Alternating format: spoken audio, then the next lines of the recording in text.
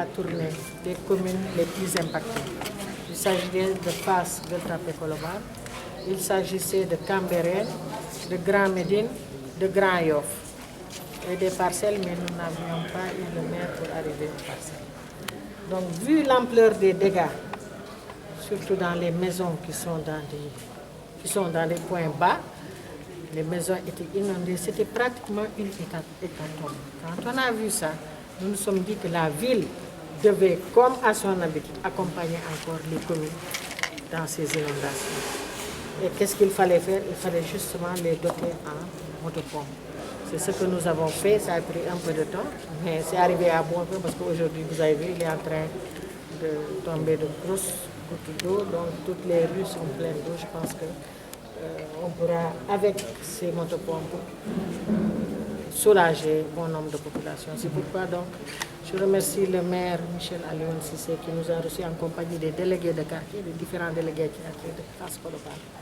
Ce que je voudrais simplement vous dire, c'est qu'on prenne soin de ces motopompes. Il ne faudrait pas qu'à la fin de l'hivernage, que toutes ces pompes-là soient jetées ou gâtées. Il faut qu'on en prenne soin et qu'à la fin de l'hivernage, qu'on puisse les réviser, les garder pour les prochaines pluies. Ça vraiment, je tiens à le dire dans toutes les communes où je passerai. Ces moments sont difficiles, mais je pense qu'avec ces dizaines de qu'on donnera à chaque commune, nous avons aussi prévu d'acheter des motopompes plus puissantes qu'on utilisera. Je pense une dizaine ou une quinzaine seront achetées pour les espaces où il y aura beaucoup d'eau. Comme la zone de captage. Nous avons prévu pour toutes les communes. Nous avons prévu beaucoup de motopompes. Ici, nous avons donné 15. Dans d'autres communes, là où on va actuellement, on donnera 10 ou 15. Et la commande va suivre parce qu'on n'a pas reçu tout le lot. En termes de budget? En termes de budget, bon, ça doit faire 100 et quelques millions, je pense. Pour combien de motopompes? Pour 300. Nous avons prévu 300 motopompes. Plus 10 grosses pompes qui seront utilisées dans les bassins où il y a vraiment beaucoup d'eau. Vous savez, l'assainissement, ce n'est pas une compétence transférée. Mais nous devons être au chevet des populations. Bon, évidemment, je pense qu'on fera un plaidoyer pour cela, mais je pense que l'État est en train de faire des efforts.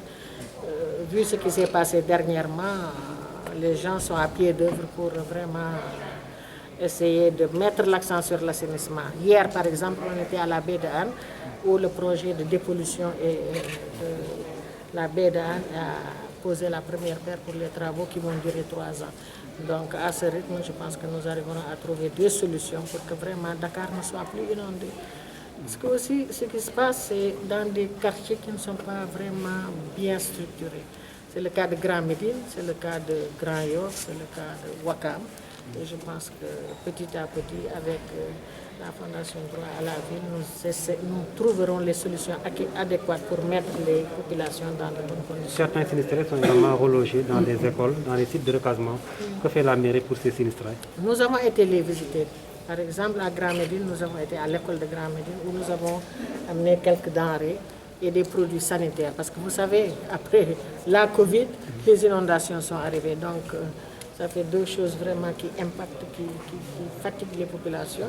Les mairies et la ville de Dakar se doivent d'être aux côtés des populations pour les soulager.